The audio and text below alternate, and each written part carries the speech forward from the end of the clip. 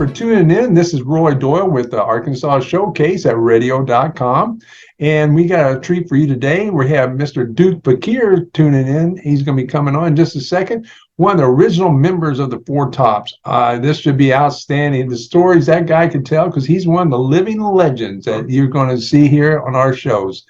So stay tuned. And coming up right after this, Duke Fakir, one of the original members of the Four Tops. So stay tuned and enjoy.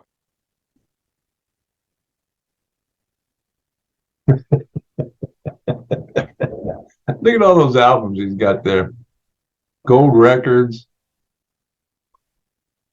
Hello? Yeah, can you hear me there, Duke? I can hear you now. Can you hear me? I sure can there, Mr. Man. Well, I'm fine. I'm fine.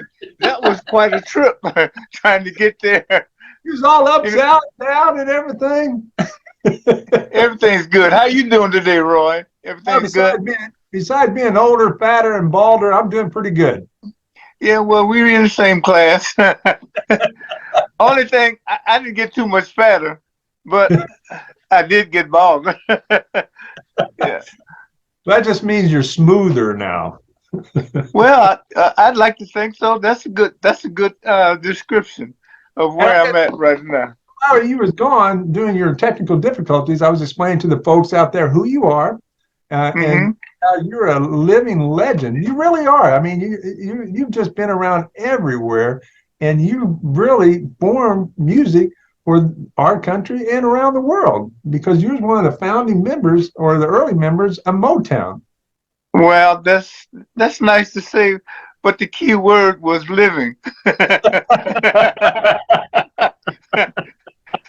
That's the key word that really excites me a lot.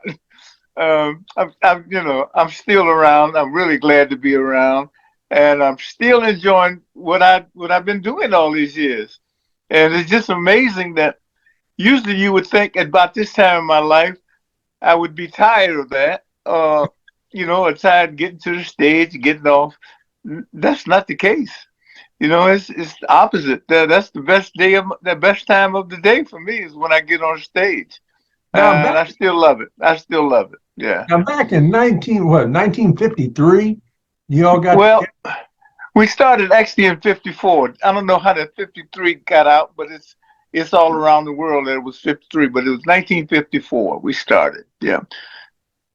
Right after graduation from high school, really. I had graduated in January, Levi and I had a scholarship to play basketball at a small college. But we we always did sing together and play around with singing. And this young lady invited us to a party, at a graduation party, to sing, for her. So Levi and I put our heads together because this party was really about bourgeois, beautiful young ladies. That's who this club was. They were called the Shaherazads. Just really fine chicks. So Levi and I say, look, why don't we invite two other guys? Because, I think it'd be more fun if we had a quartet, especially of two guys we know that can handle some fine girls. And we thought of Obi Benson, Ronaldo Benson, who we've been knowing all our life, and Lawrence Payton. And, we all came from the same neighborhood. We sang around in different groups, so we knew each other well. And so we invited them, and we got to the party, and they were there when we got there. So we walked in, and, man, the fine girls, everybody just said, whoop. We didn't even think about singing. We just went. Everybody found a girl and got into their little corners, dancing and singing and all that, having fun. And about the middle of that party, the young lady, her name was Joanne Artis, I'll never forget it. She said, we got Levi and Duke here to sing for us, but it looked like they've got some other guys. So we said, yep, we have a group. And yes, we're ready to sing if you all are ready. So Levi looked at us and said, hey, Duke, what we gonna do? I said, shit, Levi, you the lead singer. Just start singing lead. I said, because all of us, we sang background in different groups. Just start singing lead. We'll be okay. So he picked a song and started singing, and we started singing background. I was the top tenor. Lawrence was the second tenor, and Ronaldo Obi Benson was a baritone bass. And we just kind of picked our notes and started harmonizing different little riffs behind him, and it was amazing. It was as if we had recorded that. Levi looked back at us and started grinning and started singing his butt off. Boy, he really went down. So we were a big success that night, and we looked at each other when we got through singing and said, "Damn, man, we sounded really good." And somebody said, "This is the best sounding group I've been in." He said, "Why don't we make this a group?" I forgot who said that. We said, "Yeah." I said, "Come on to my house and rehearse tomorrow." And that was the last we said to each other that night.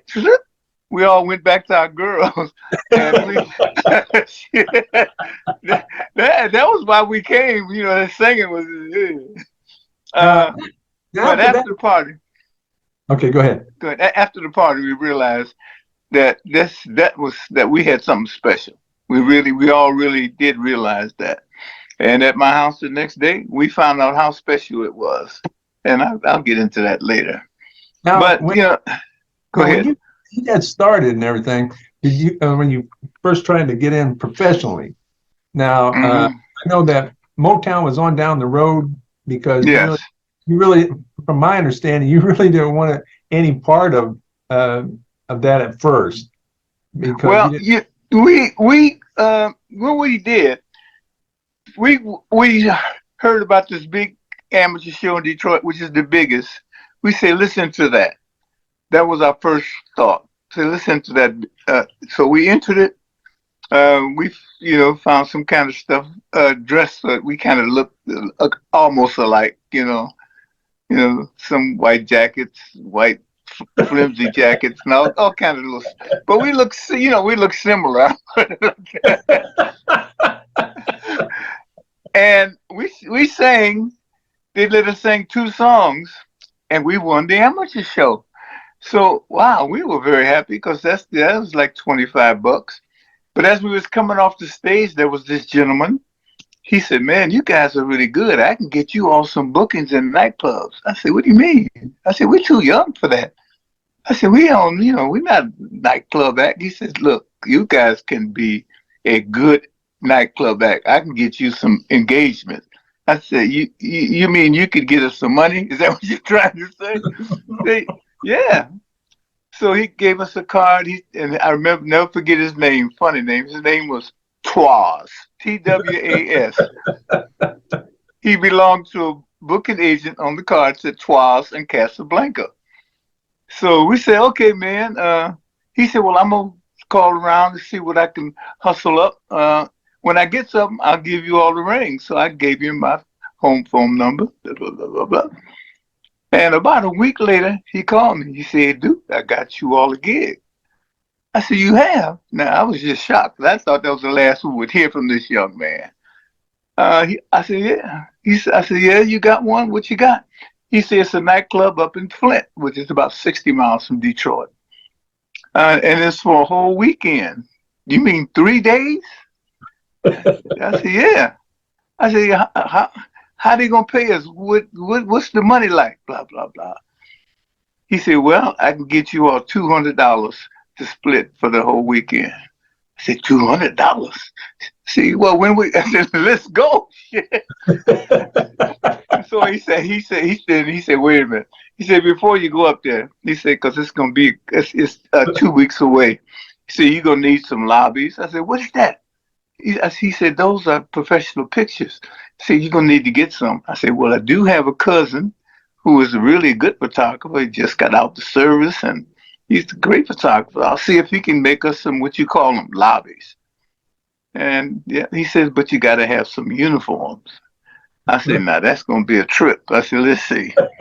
So we so we started thinking, and we started figuring out where we could get some money because we needed, we needed some money to get uniforms. So we had a little bit, but we went to our families and we hustled up.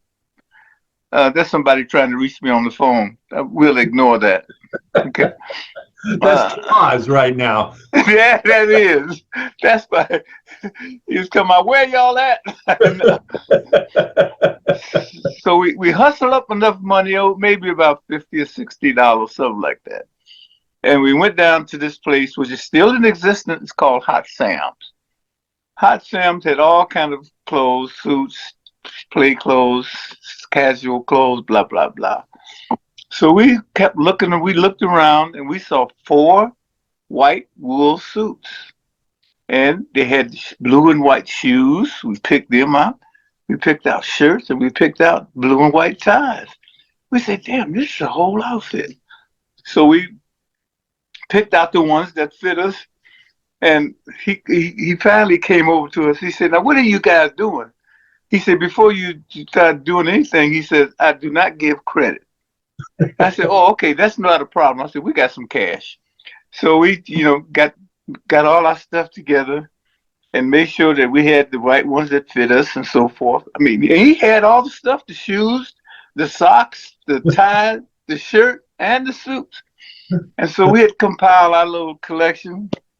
And he said, well, this is what we need. This is what we want. He said, look, blah, blah, blah. He started adding it up. And he says, well, this costs, I forgot what it costs, the exact dollar. He said, you got that much cash? I said, well, I'm going to have to be honest with you. Not quite that much. We had about half.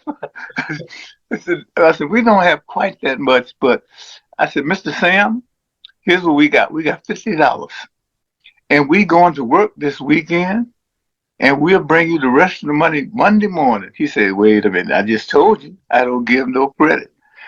I said, well, no, this ain't credit. This is just a weekend loan, man. Come on, blah, blah, blah.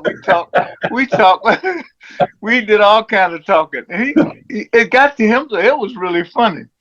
He said, you guys are really serious. I said, yes. I said, sir, this is our first engagement, and we're going up there to pick up this money, and we need these clothes. I said, I'm going right over to my cousin, get some pictures taken in these beautiful outfits, send them right up there.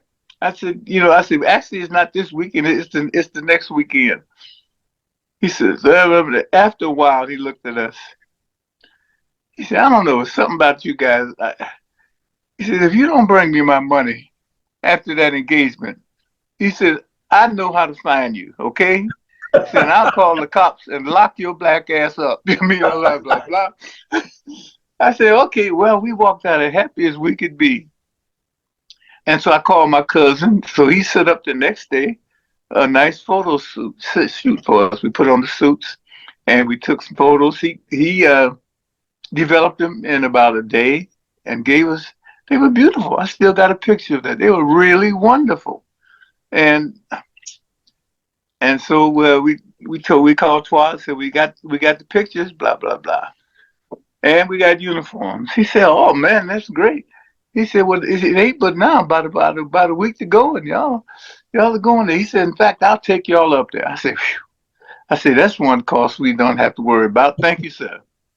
Well, we did get up there. We learned what we found out in our first rehearsal is that Lawrence had an ear for music just like an arranger. I mean, he heard chords and notes and stuff just like a arranger would if he was writing an arrangement. And he would just sing different parts to us. I said, damn, man, you hear all that shit? I said, yeah. And he said, yeah. He said, yeah, man. He said, it runs in my family. When I found out he is a far relative from Duke Ellington. Oh, So anyway, yeah. So anyway, he heard all this stuff. And we learned songs so quick. We must have learned about maybe 10 songs in that first week. And we put together 3 of them that we wanted to do for the show. We didn't have we knew we had to have some music. Lawrence said, look, I'll just talk to the guy because I know they got a band. I'll just talk to him. And maybe they'll just figure out how to back us up. I know what key we'll be singing it in, each song in, blah, blah, blah. So he drove us up there. We went up there. Lawrence got up there at rehearsal before the show. Talked to the band leader. He said, well, at least you know something about music. He said, I can get my guys to follow this. Lawrence gave him the keys of each song. And they kind of knew the songs because they were like popular. R&B songs that were out anyway. Uh, and it was just like a four-piece, more than four-piece. There was a rhythm section and a horn, and one horn, yeah. And we got up there and we turned it out. We had a standing ovation. And we got off that stage. We were so excited. We said, we hugged each other and we each said, hey man, this is what I want to do forever. I think we can make a living doing this.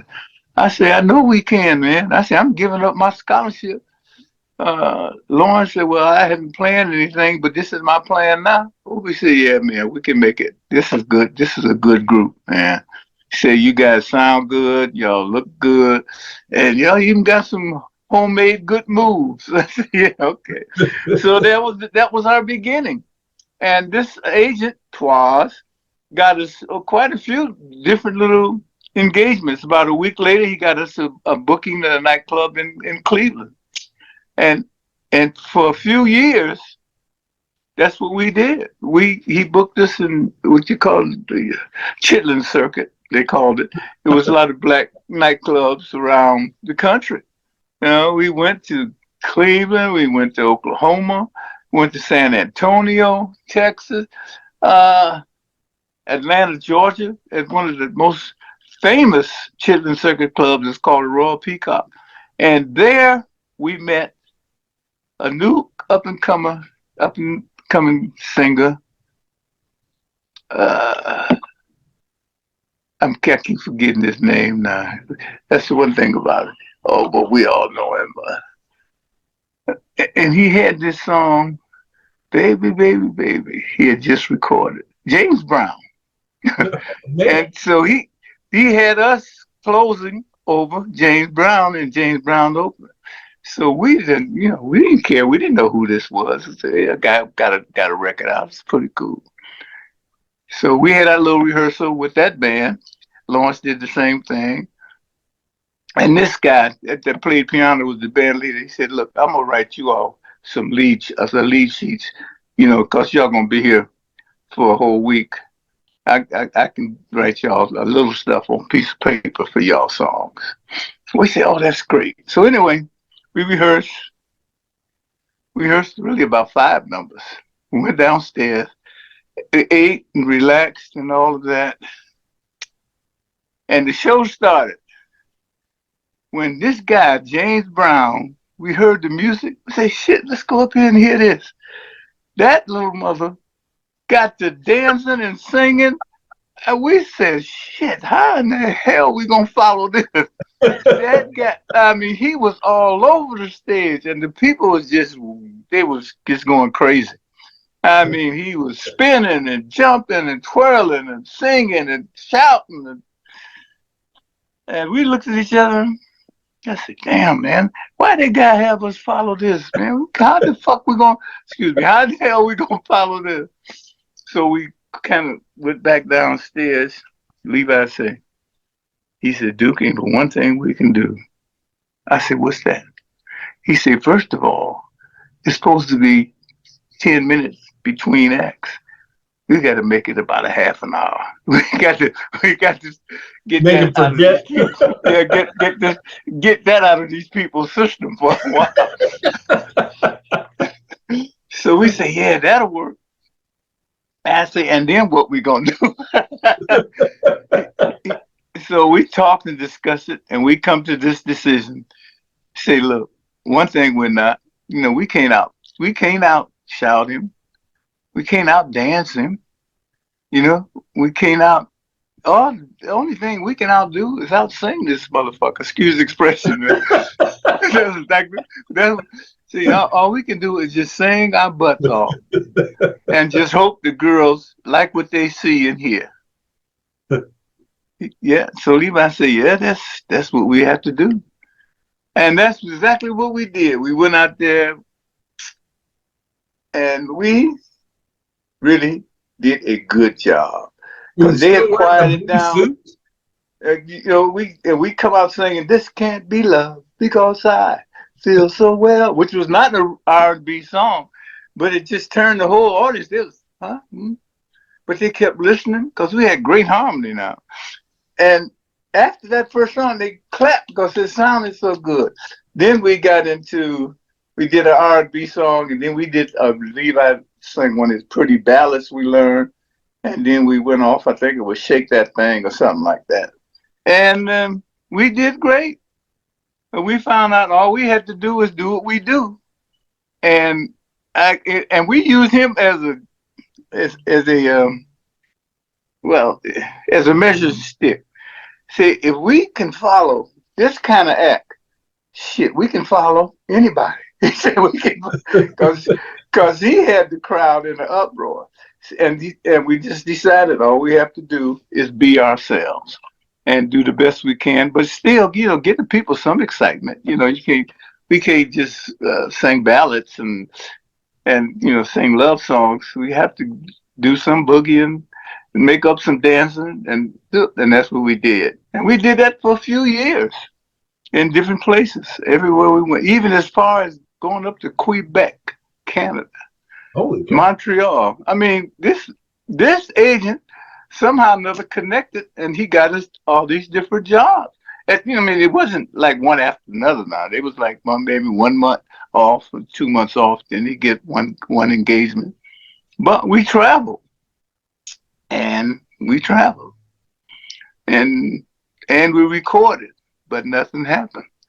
Nothing happened. We was in New York recording when we saw Barry's show at the Apollo. And we went to the Apollo, saw that show, and we looked at each other, say, shit, now we need to be on that show. That's our stick. And as we were recording, we also did a show in New York at one club.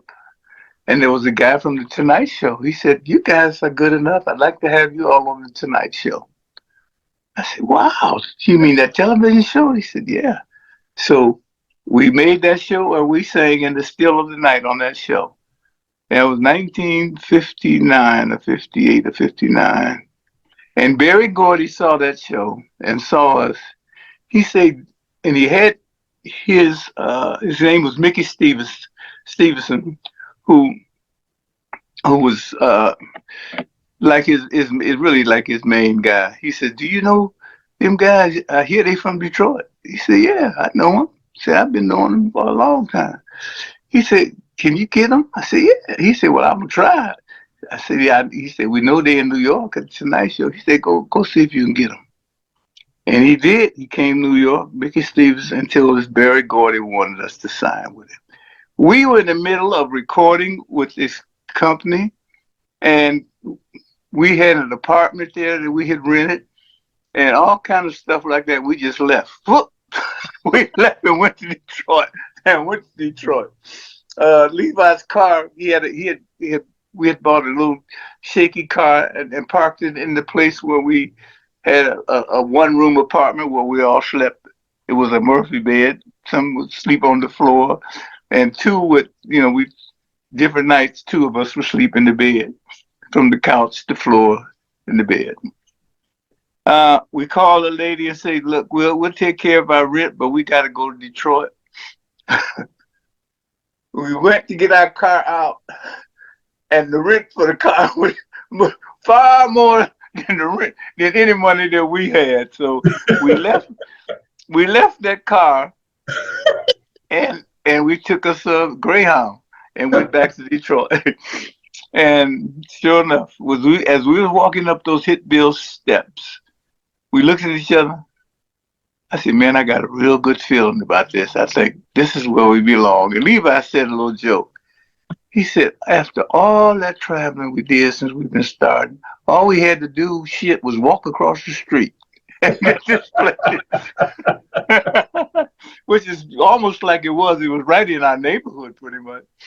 So we laughed and went in, and everything's hunky-dory once we got there. Barry said how much he wanted a group like us to be in his stable. He didn't have a group like us that could sing all kind of songs, especially standards.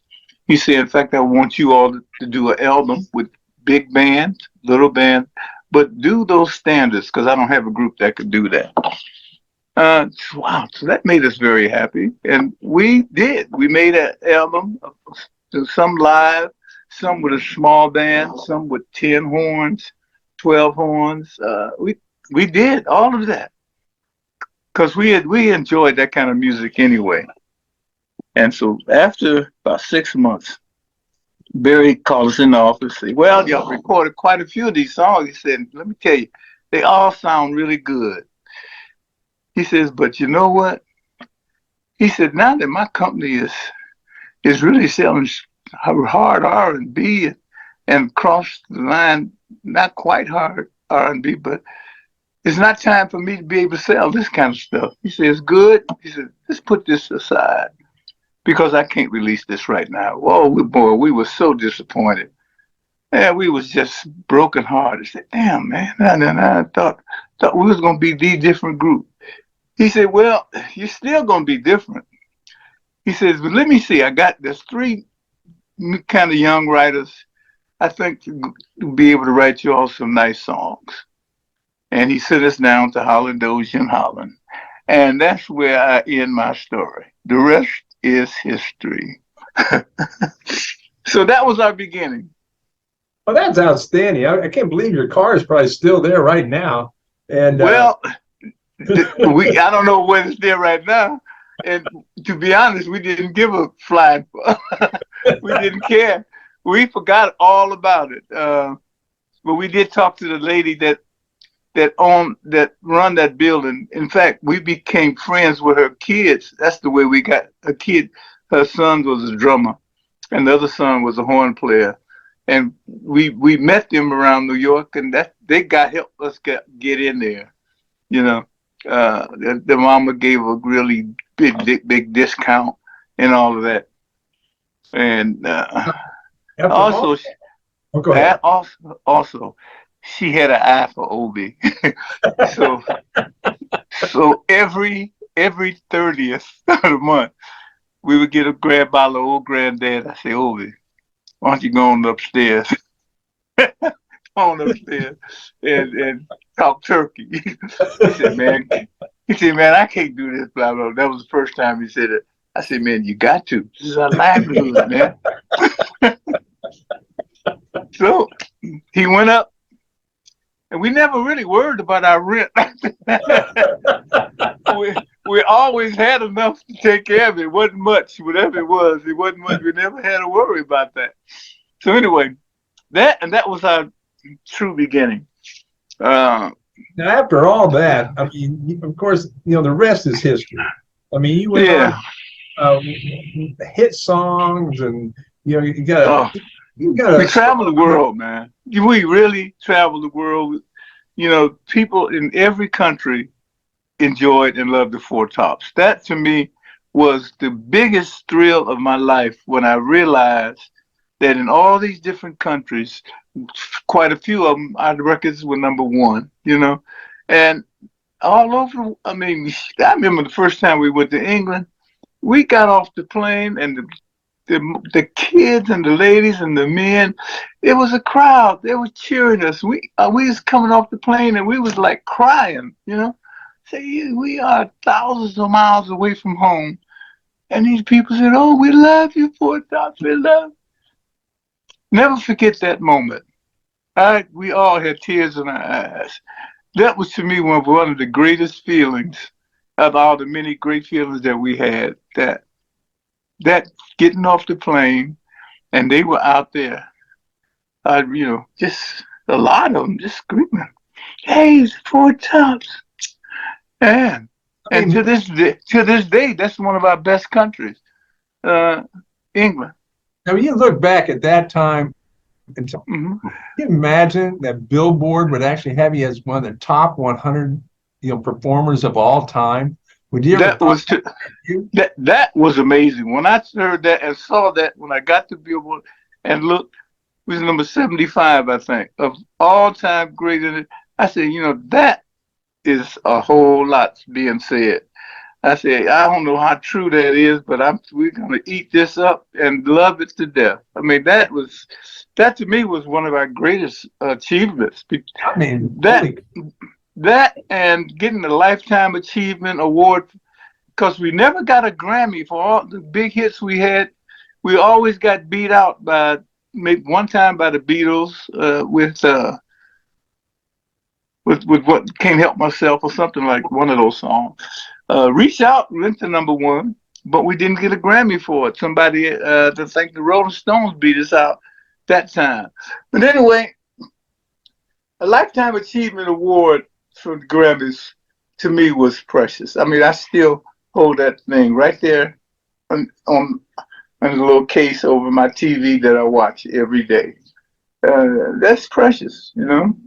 We're just one of those groups that didn't get a lot of Grammys, but we got a lot of fans. That was the main thing. And So we've traveled the whole world except Alaska, and I ain't going. yeah, I know you told me that. No stories about Alaska. No, no stories, no good or bad, no jokes or nothing. But I tell you, Yes. of all you met in a lot of artists, all of genres. But I mean, you was Hmm. even engaged to Mary Wilson. Holy crap! Could you guys been the power couple of that day? Yeah, well, we have been around. Levi and Jackie Wilson are cousins. They're first cousins. I don't know if a lot of people know that, but we also backed up Jackie Wilson on some of his shows. We've done so much. We've worked and seen all of the artists back in the day. I remember even Ruth Brown, Dinah Washington. Oh, yeah, and guess what? Nancy Wilson. We took her in our car that our manager, who was a numbers guy, which is, numbers is like a lottery. He bought us a brand new station wagon in 1956. I mean, he said he wanted to manage us. He owned a club up in Idlewild, Michigan, which was a wonderful black resort. Bought us a station wagon with a record player in it. Woo! And every now and then we get more than $1 worth of gas. And so anyway, we got this engagement in Kansas City, and we were working in Columbus, Ohio. And Nancy Wilson was with this lounge group, and she had just said that they had booked her in at a club in Atlantic City. I said, yeah. I said, what's the name of the club? And she named it. I said, that's where we're going. I said, we're gonna be working together. She said, well, I start this coming Friday. I said, so do we. I said, look, how you getting there? I said, oh, we got a station wagon, we driving. She said, oh, I can ride with you all. Whoop. And so we did. She rode with us to Kansas City. That was her first engagement away from this lounge group that she was with. And we enjoyed that kind of week together in Kansas City, and she was headed to California. Say, I'll see you all there one of these days, I bet you. And we did. So anyway, that was to me very exciting. So we've had a lot of close run-ins with a lot of the older artists and a lot of the younger artists at that time. So we're very fortunate. We have been around. You can say we have really been around, and I have enjoyed every minute of it. I can tell whatever I thought I wanted to be, I was made for this. There's no doubt about it. Outstanding. I mean, now let's say, like for example, if you had to look back over your career, is Hmm. there one thing, even though you're so successful, is there one thing that if you could change anything, would you have done anything to change it? Well, I would like to say yes, but then I also, in my mind, knowing how things work in life, things work that you think that are against you at that moment, they help you and strengthen you for that ever weakness that was caused. Now, and which propels you to your next step. Now, well, you know what? To be honest, all I can remember are the good parts. Okay, that's it. Uh, so sorry that Duke had to bug out of here quick. He had some technical difficulties, but what a great interview. I tell you, that guy was superb. And but that's just one of the shows that we do here. We next week we'll have another celebrity interview with, I think it's Joe Nichols, the country singer. But so thank you, thank you, thank you for Mr. Duke Fakir for coming on. I mean, what a pleasure that was. I mean, this guy is a true legend. Walk of Fame, Hall of Famer, Grammy Hall of Famer. He's got a Lifetime Achievement Awards. He's been everywhere except Alaska. He told us that he does not go to Alaska. But I mean, what a great guy. And thank you so much, Duke, for coming in. And thank you for you guys for showing up. This is Roy Doyle with Arkansas Showcase Radio.com. Stay tuned to us, and we're out of here. You guys stay safe, and see you at Oakland on the 25th to see the Four Tops. Okay, bye-bye.